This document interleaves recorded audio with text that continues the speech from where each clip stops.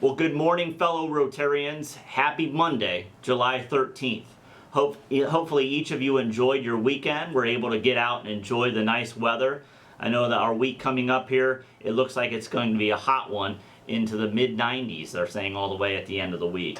So what do we have for you this week at Rotary? Well, it's interesting because a very special program today recognizing one of our longest standing members really in the history of our club.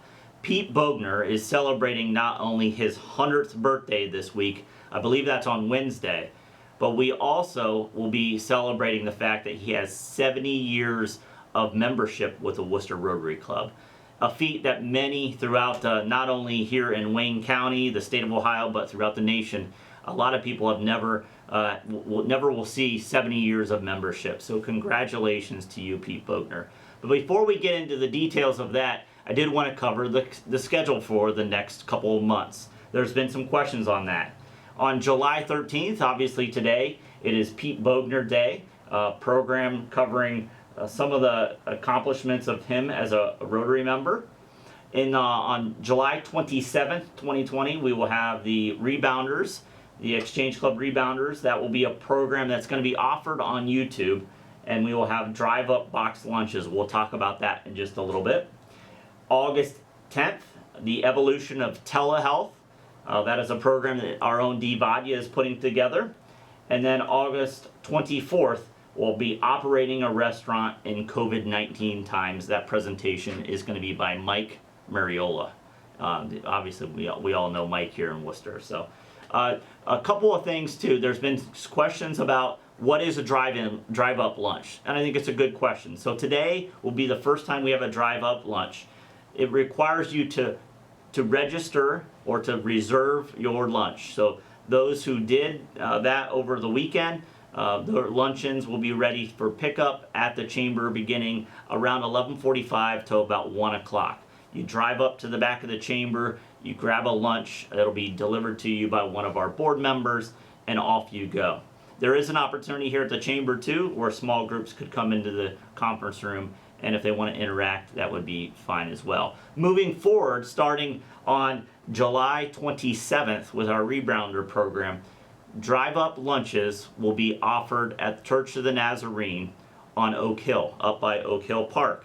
Our own cooks will be putting box lunches together.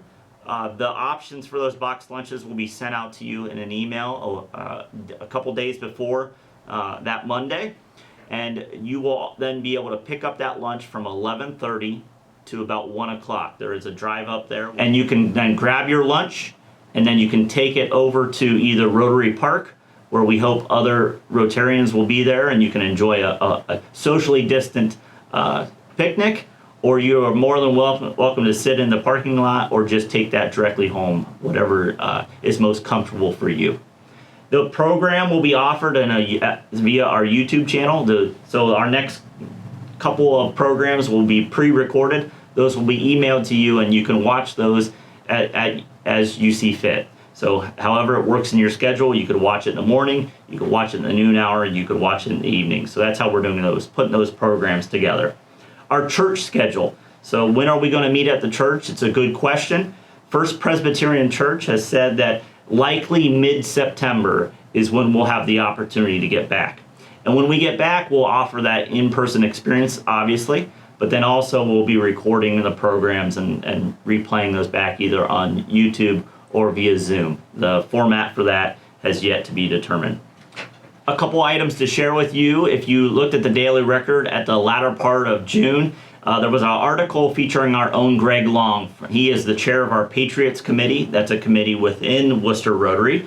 But if you saw the article, it featured the Wayne County Veterans Memorial out at the Wooster Cemetery. There is a group looking to do a project out there. They're looking to set up a monument called the Fallen Soldier Battle Cross Memorial. That is a $10,000 project. It's pretty cool. We've got a video on it explaining what it's all about. To date, Rotary and other donations throughout the community have raised $7,000 of that $10,000 for the memorial. So check out this video. It'll go give an overview as to what the memorial is all about.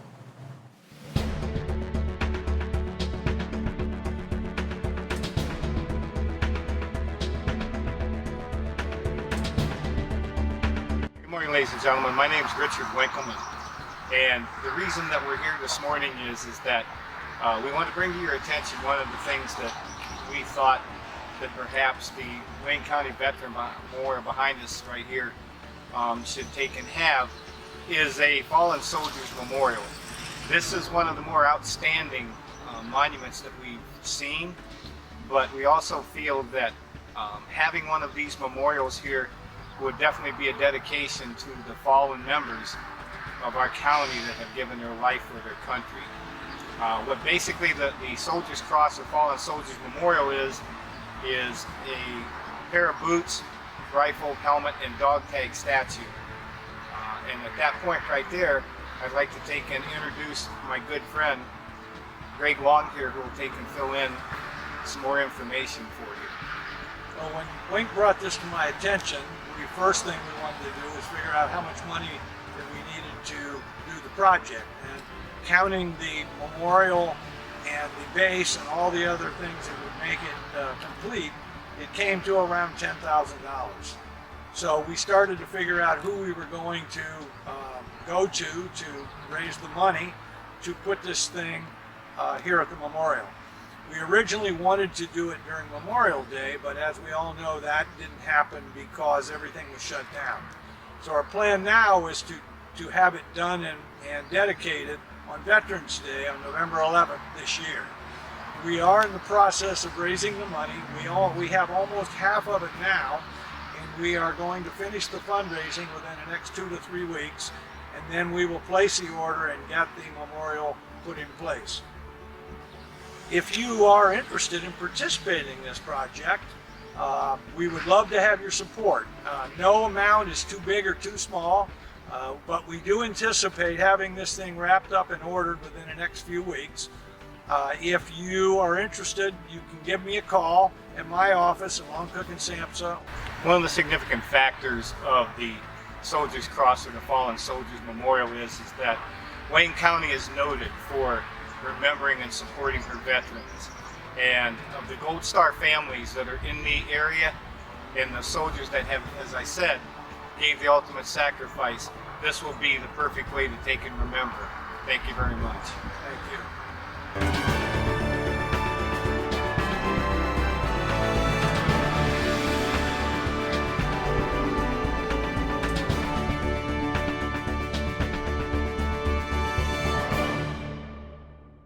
So that definitely looks like a very worthwhile project. Thank you, Greg Long, for the Patriots Committee, the chair of that, for finding that project and for leading the charge on raising money to make sure that that happens. If you would like to donate to that project, you can send that to Wooster Rotary. It's at the Wooster Rotary Foundation at P.O. Box 58. Obviously, that's in Worcester. So before we get into the program, which is a remake, let's say podcast of an interview by Pete Bogner back in 2011, I wanted to ask you to do 2 quick things. Number one, if you could make sure that you send a birthday note to Pete Bogner. We are putting those on a digital wall. That should be up on the screen right now. If you have not done so, there's a link in your email that was sent this morning. Please make sure to do that. Pete definitely loves to read, and if you could send him notes of encouragement and congratulations, that would be phenomenal. Again, 70-year member. We will be submitting that to Rotary International to see if Pete can get some recognition for being a 70-year member. Again, throughout the nation, that's not done on a daily basis. And also, lastly, we will be sending emails again. The drive-up lunch. The drive-up lunches every other week. We'll have the menu. Please go through it, click as to what you would like, and put submit, and we'll make sure that the lunch is ready for you beginning on July 27th. That's 2 weeks from today. July 27th will be our first drive-up lunch at Church of the Nazarene on Oak Hill. So hopefully you enjoy the program. Again, it's a podcast, a remake of an interview that was done with Pete Bogner back in 2011 when he was at the early age of 91. Have a good rest of the day. Have a good week. And if you have any questions or concerns, make sure to reach out to us. Thank you. Take care. A very special day for us, Wooster Rotary. It's not every day that there's a 70-year member. So you've been a member of the club, Pete, for 70 years. Your first day when you were approved was November 30th, 1950. You believe that? And he was also a past president. He's a Paul Harris Fellow. And we appreciate all your commitment and your dedication to the club over the last 70 years, Pete. Congratulations. 70 years. Yeah, that's a long time. That's cool, man. So we got a plaque for you. And if we can sit here maybe together. We're all right with that, Greg. You got your wheel. You want to? What do you want? Michael, scoot over, Ted. Yeah, there you go. You got the right side up. Greg, you can hold that right there. 70 years. Long. You got to put the right thing By up. the way, his only black mark was when he proposed me in 1984. And what the hell was he thinking? Yeah.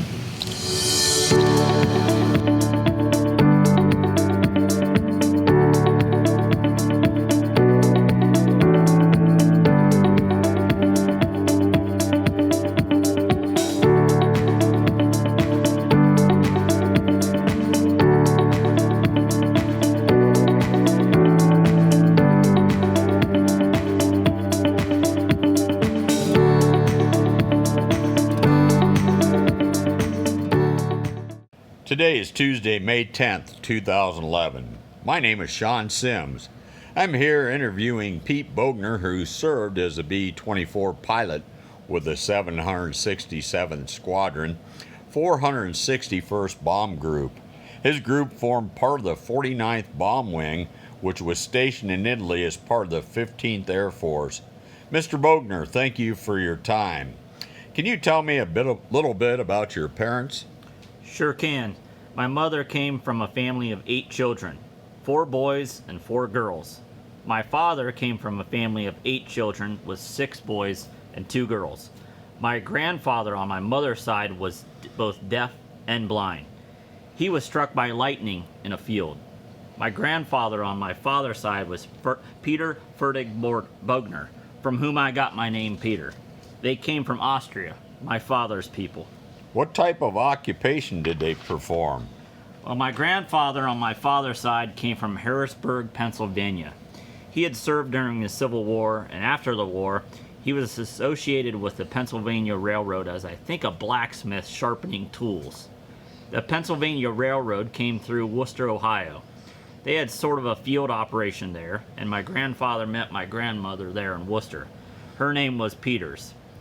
He became married, and they didn't have any natural gas in those days, so they manufactured gas for the street lamps by burning coal and coke.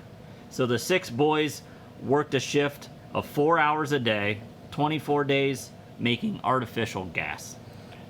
Were you drafted or did you enlist in the Army Corps? Well, I went to Worcester College in my hometown. I was not the brightest bulb in the marquee, and I never studied in high school. And I was living at home, going to college, and I realized I wasn't having any fun. I wasn't doing very well in college either, so I just dropped out of school. I worked with my father for the rest of my year with a promise that I would go back to college. So I enlisted in school in Tennessee, a Presbyterian school called King's College.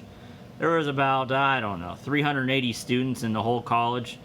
It was like a private school. There was a total of 15 or 16 students in a class, which was exactly what I needed.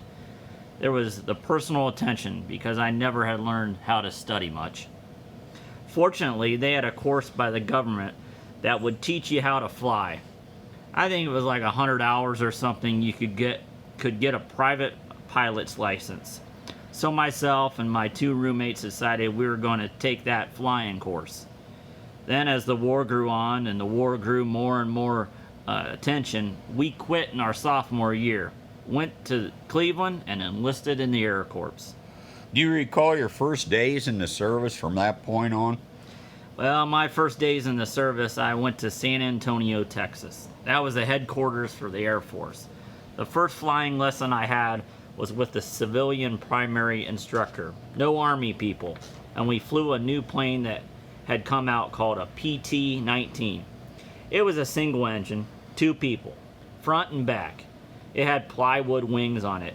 it was absolutely no problem for me because I had already learned how to fly. So I went from primary at Vernon, Texas to basic training in Enid, Oklahoma.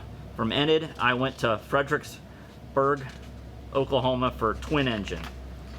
After graduating twin engine, somebody was looking after me. I guess because instead of going overseas, I was assigned to the 19th Tow Target outfit in El Paso, Texas.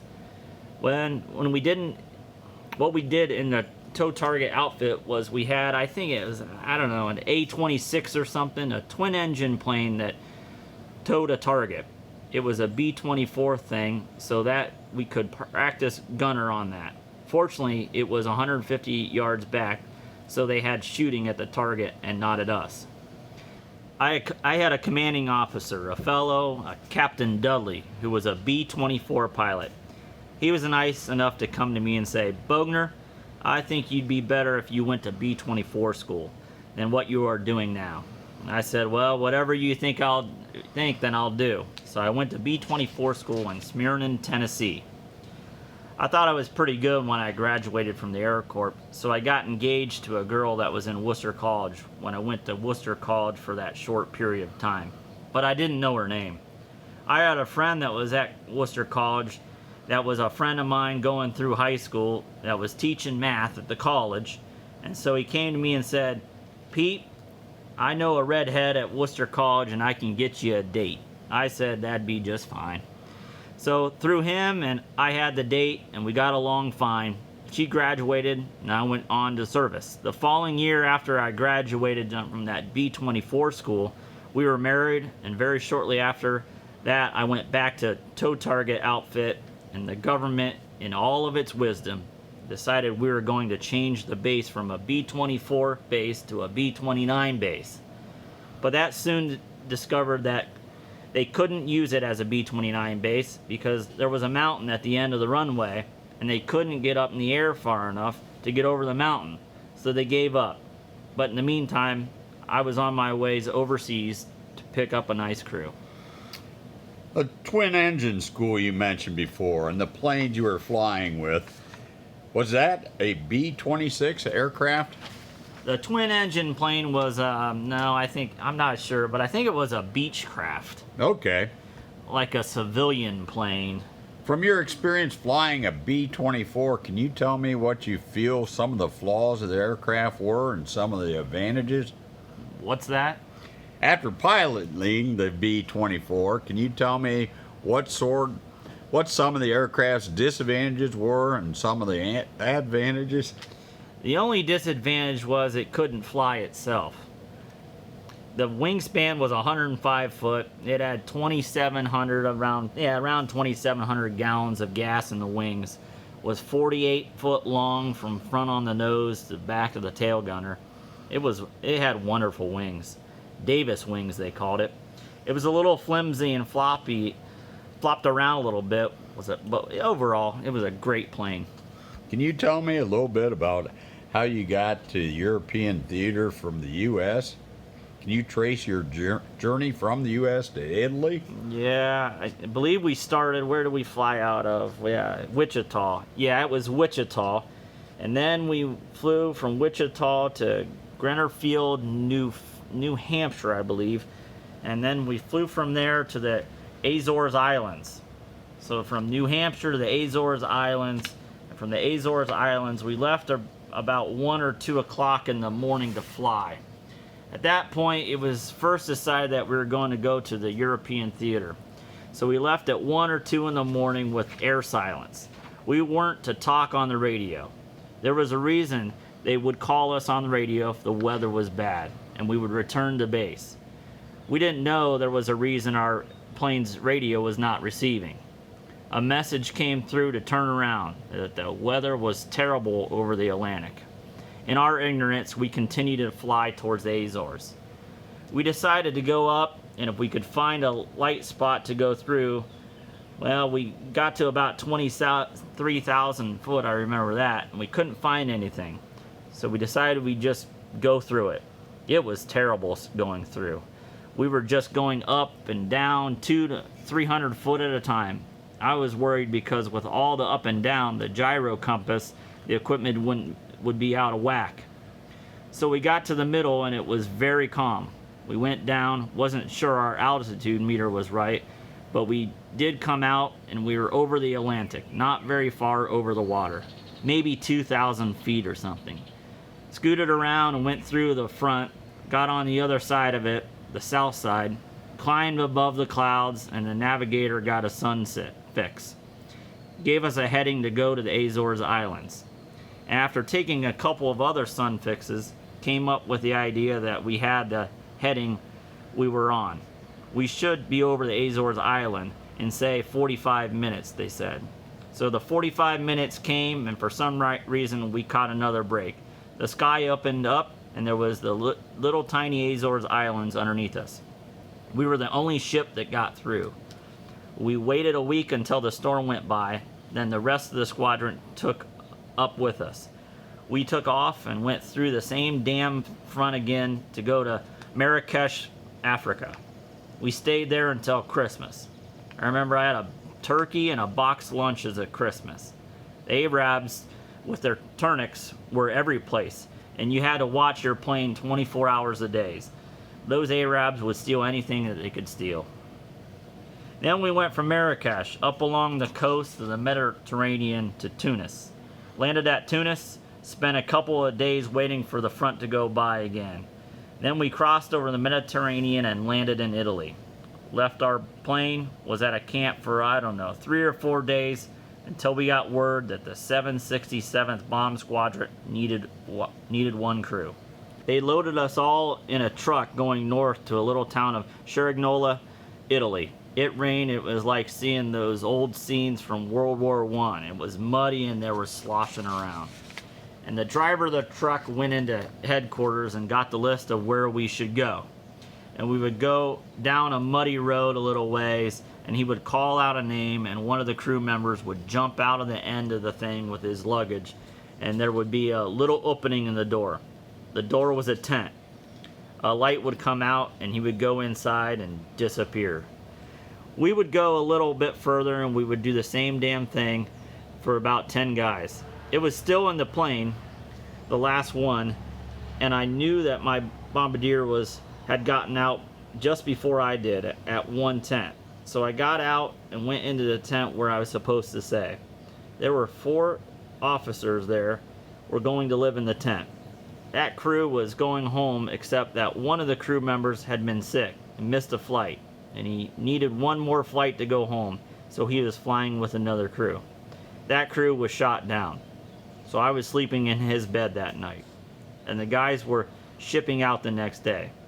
It was not a very happy scene, but I knew that I could go back. I could pick up my bombardier, so asked the guys in the tent that I was going to stay with, where was the headquarters for the planes? He pointed down towards a light about 2 blocks away. Several of them, the guys, were having a party, and we ate in a barn. I walked in the door, and the first guy that saw me came over and tried to pick a fight with me. I'd never seen him before. Fortunately, the captain of our base came over and said, "You're a new crewman, right?" I said, "Yes, we are. We just got in." So he said, "These guys have been drinking for 2 or 3 hours. You don't want to be in here.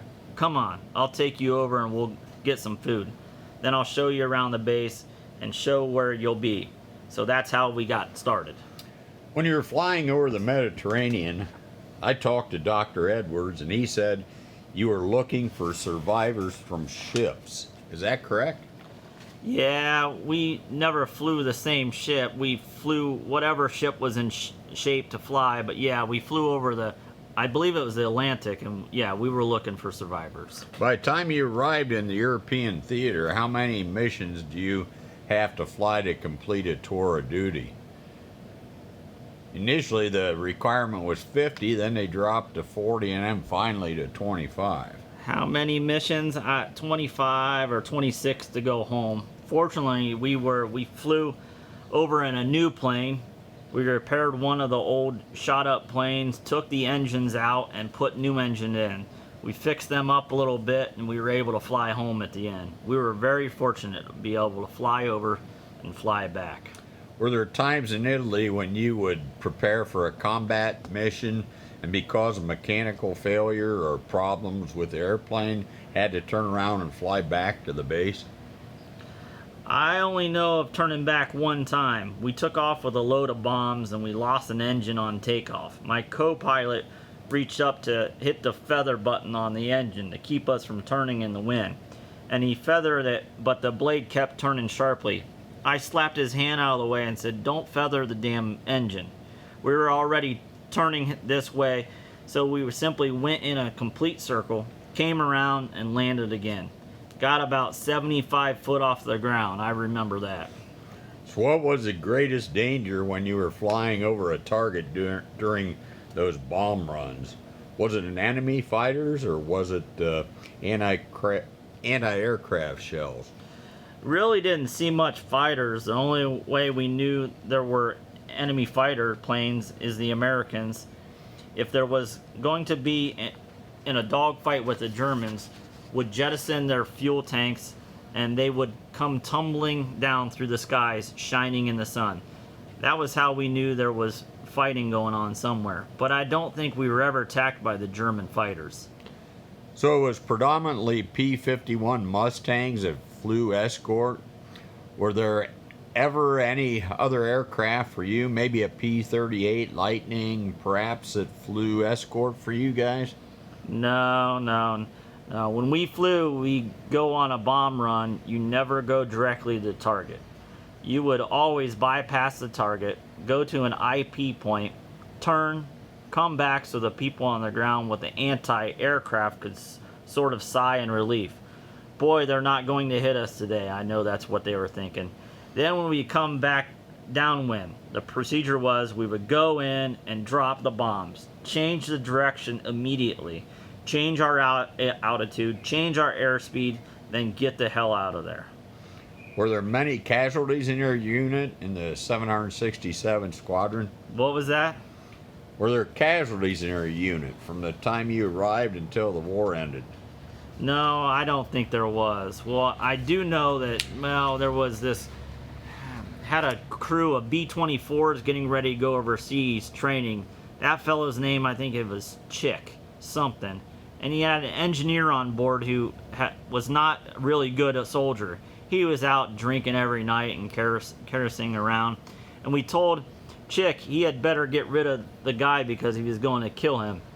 And he said, no, he'll be okay when we go overseas. He'll be okay. I knew he wasn't going to be okay.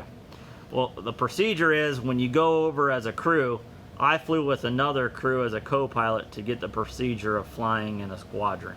Does that mean your tour of duty would have ended before your crewmates? I would just go back by myself with another crew. Then I could fly as a first pilot with my crew. Chick was on his first mission. We were going to, I think, a small town in Austria. He sent his engineer back too. This was an older plane, and the gauges for the gas were in the back deck. Back to level the thing so that the gas flow was even. He turned the valve, sat down, and went to sleep, and pumped every gallon of gas out of the plane, and the whole crew had to jump out of the plane. Chick never knew whether any of the guys ever lived that was in the plane. He made it though. He landed on the little island of Lake Balaton, Hungary. The Germans were on the one side and the Russians on the others. The Russians came out in a dog sled and they picked him up on the ice and took him back in. And in about 3 to 4 weeks, he made his way back to his base. By that time, we figured he was gone, and they had shipped all his stuff home. He ended up, that was the only flight he ever took as a pilot. Never knew what had happened to his crew.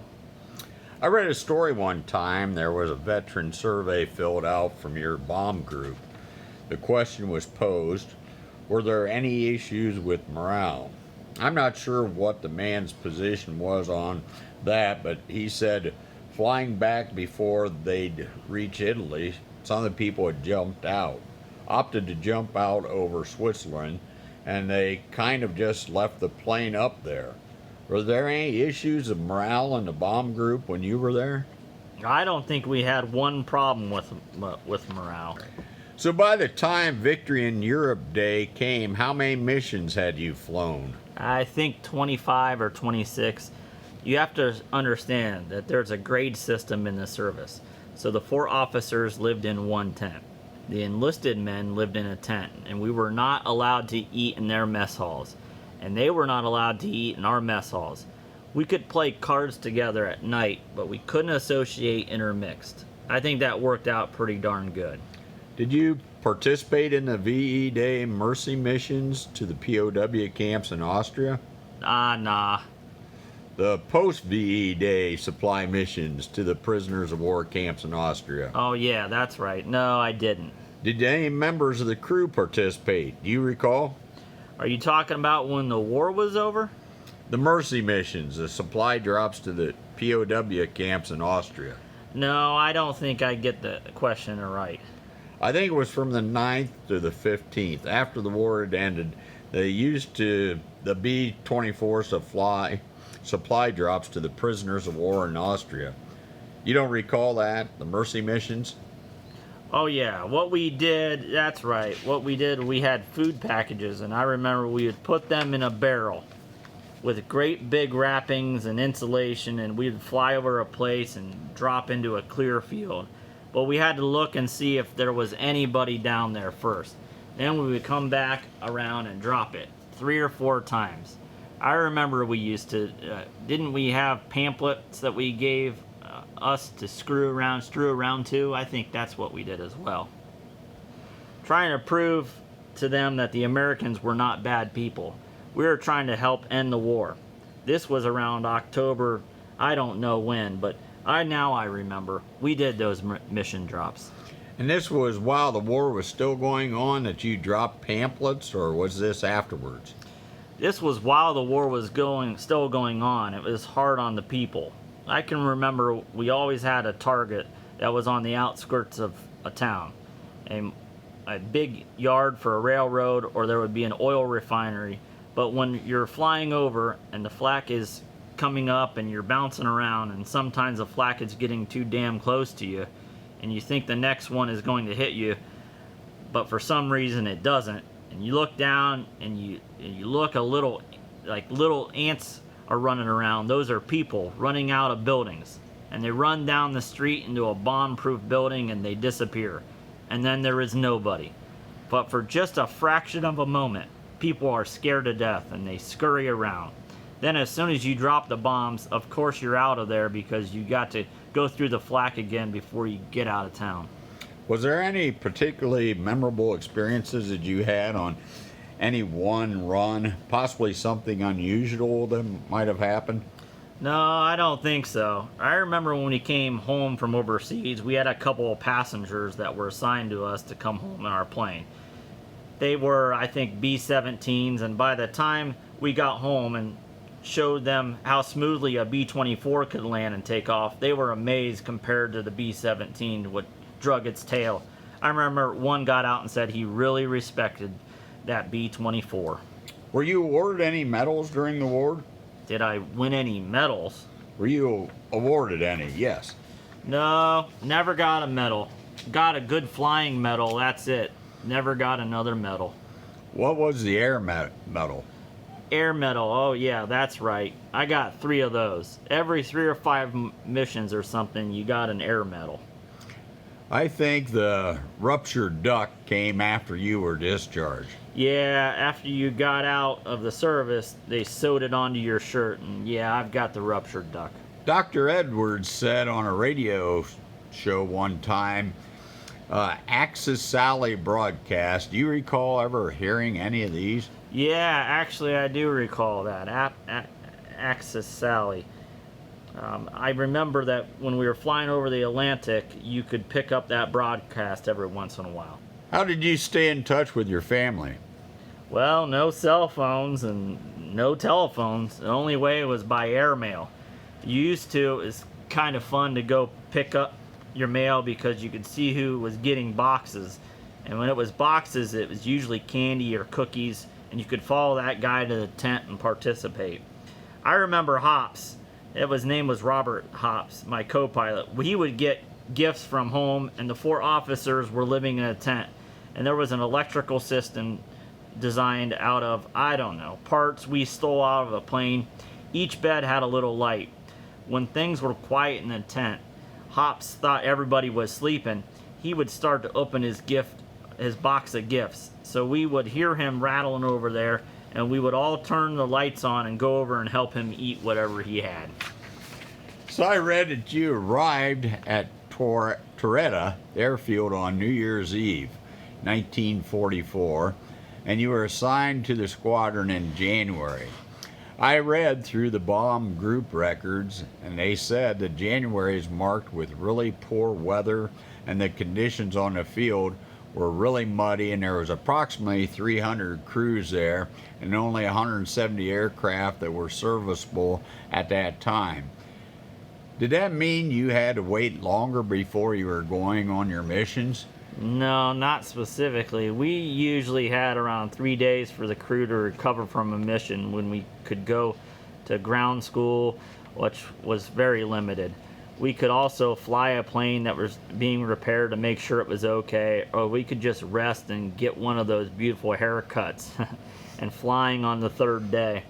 So roughly every third day, weather permitting, we were flying. Do you recall what month you started flying in combat? It was in January, I don't know, the 1st of January 1945. And that was the 5 flights you were supposed to make with another crew, correct? Yep. Okay, did you feel a lot of stress or pressure when you were flying?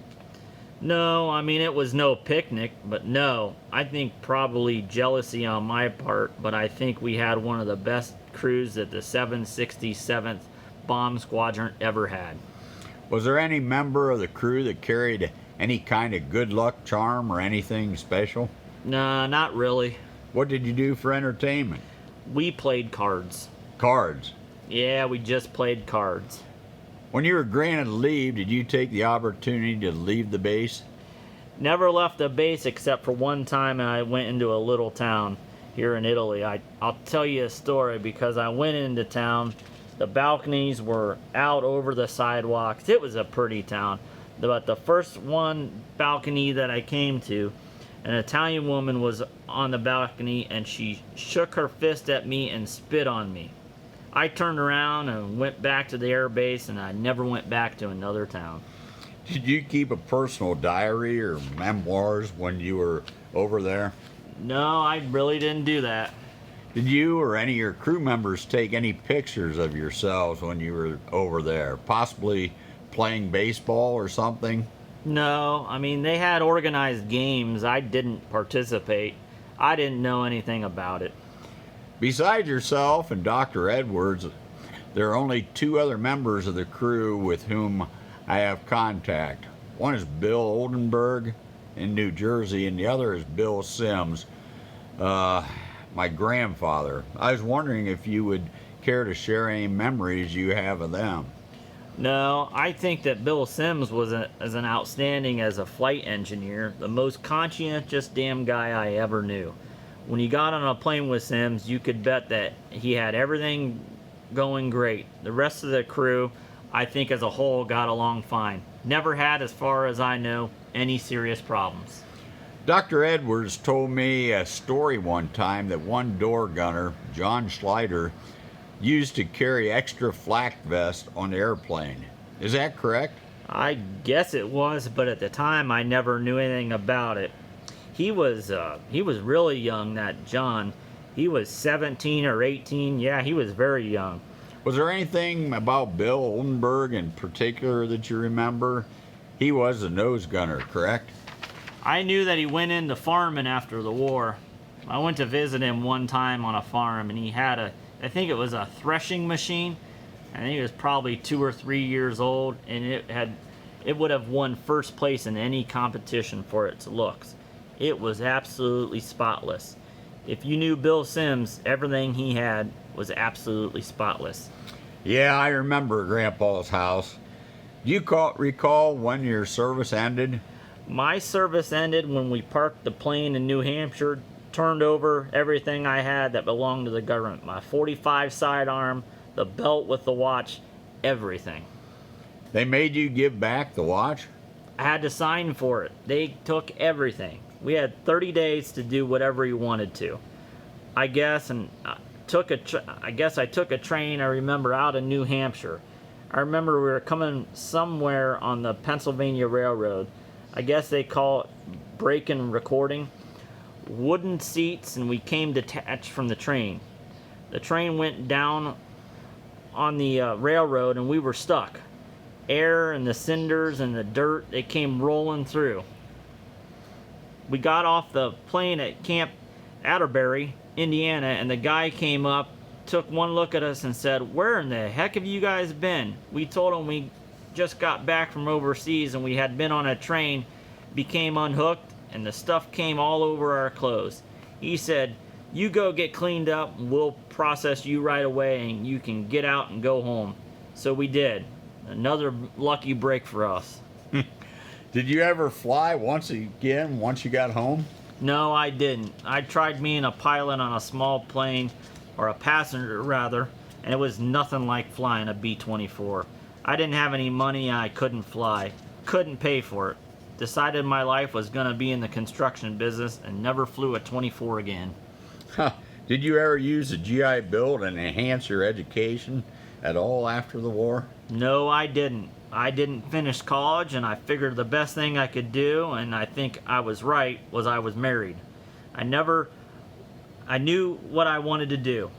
Why should I go to college? I wasn't going to work for anybody. I was going to have 50 or 60 people working for me. So I decided that college was not for me. After the war, did you maintain any of close relationships you had made while you're overseas? No, not really. A guy named Dave was the fellow who kept track of all the crew. I was still friends with him, I guess. Did you attend any reunions after the war? We had our own reunion, and we had 3 of them. Never went to an organized one for the 767th or the 461st Bomb Group. So no, I didn't go. Are you aware that there is an organization for the bomb group? No, I'm not aware. That was one of the things. I had received some of the materials my father had accumulated over the years. The bomb group actually produced its own newsletter, and they did have some meetings, like in California and Ohio and places like that. Well, I didn't join. I guess I just really wasn't interested after the war. Wanted to put it in behind you afterwards, huh? Yeah, no, it wasn't that really. I just didn't know any of the other pilots. Never got together with anybody but our crew. As far as I was concerned, the crew was the main part. I had never associated with any of the pilots other than the guy who tried to pick a fight with me that one night in the barn. My grandfather told me at the end of the war he was offered a lieutenant's commission if he would have gone out and participated in the Pacific campaign. Were you ever approached for anything like that? Well, we were coming home from the war in Europe. I had the orders from our crew, and we had a meeting, and we decided we had a choice. We could all split up, and all radio operators could go to the radio operator, and navigators could go, and pilots and co-pilots could go. And we decided as a crew that we had come over together and we were going home together. So on the plane out over the Atlantic, I opened the sealed orders, and the first paragraph on it said that we were assigned to duty within the continental limits of the United States for the duty of the present conflict, which meant we were never going back over to the Pacific to finish. We were through. We were just done. Well, after the war ended, and a couple years later, and the war when the Korean conflict came about, did you think you would ever be recalled for duty? No, I didn't. And my feelings about the Korean War and the Vietnam War, which my son was in, was a war that should have never happened. You mentioned earlier when we started, when you came home, that you pretty much went to work the next day. Is that right? Did you eventually take over that construction business? Well, I mean, I never took it over. I was part of our construction business. But I worked there for 43 years. It was the best days of my life. I loved construction. That's the end of the questions I wanted to ask Mr. Pete Bogner. At this time, I'd like to open it up in case you have anything you'd like to share personally or you feel I didn't ask. I don't think there's anything I could add. I mean, I guess my crew is a crew. I think I would compare it with an old adage. The harder you work, the luckier you get. And we worked, and we did get pretty dang lucky. Again, today is Tuesday, May 10th, 2011, and I am here with Pilot Peter Bogner, who served on the same crew, the 767 Squadron in 1945 with the 461st Bomb Group. Thank you for your time. Thank you.